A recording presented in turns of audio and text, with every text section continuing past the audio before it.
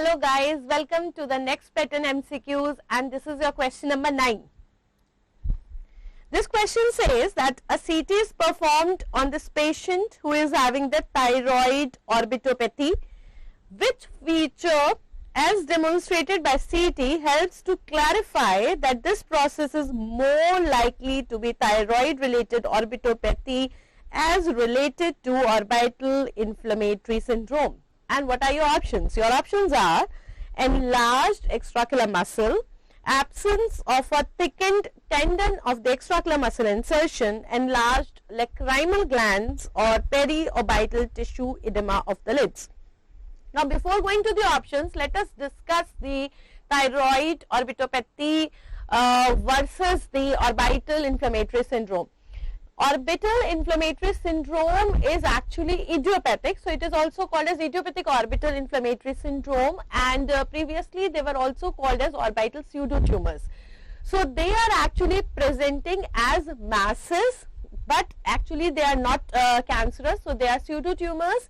And because there is a lot of inflammation that actually ends up with the fibrosis. Due to fibrosis, we have restrictions, we have got a kind of ocular motility. So a very similar kind of a picture actually appears with the thyroid ophthalmopathy also, because there also we have got first inflammation in the orbital fibroblast. Now from this fibroblast, we have got myofibroblast also, and we have got the lipofibroblast also. Lipo will lead to the collection of the cells. So we have got edema, we have got fluid collection, and myo will lead to the muscle involvement. So again we have got the motility defect. So quite similar kind of a picture is there. Of course you will have the difference of the age group, you have got difference of the genders, like in the thyroid ophthalmopathy more female involvement is there. It could be unilateral or bilateral, but again more bilateral involvement is there. As far as age group is concerned, 20 to 40 years are there. But there will be no age preponderance as such in the orbital inflammatory syndrome, and it will be, if I talk about the typical cases, this will be more unilateral. So you have, the separate things which can differentiate it, but again they are not very typical, and because both unilateral as well as bilateral could be found in thyroid ophthalmopathy, both male and female could be there.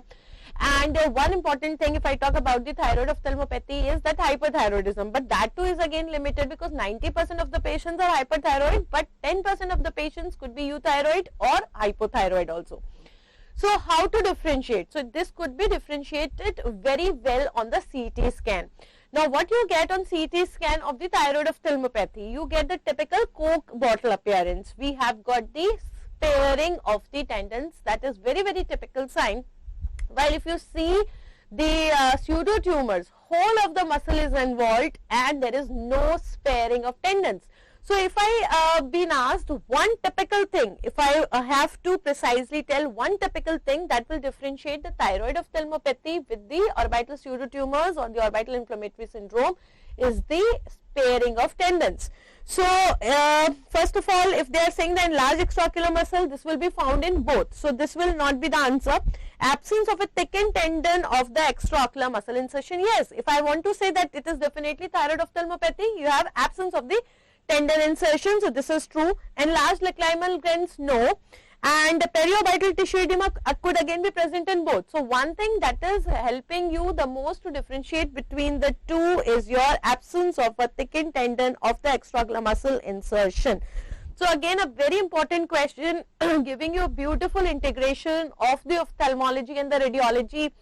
You must have seen our integrated session also, we have done very recently over this proptosis, and if you have not seen it, please go through this. That is very important. Last year there were 3 questions from the proptosis. Again beautiful concepts of proptosis related to the ophthalmology and radiology have been covered. If you want, I'll paste the link in the description box.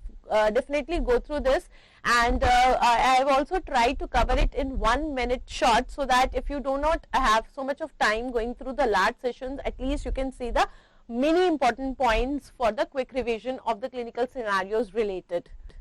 Thank you and happy ophthalmology.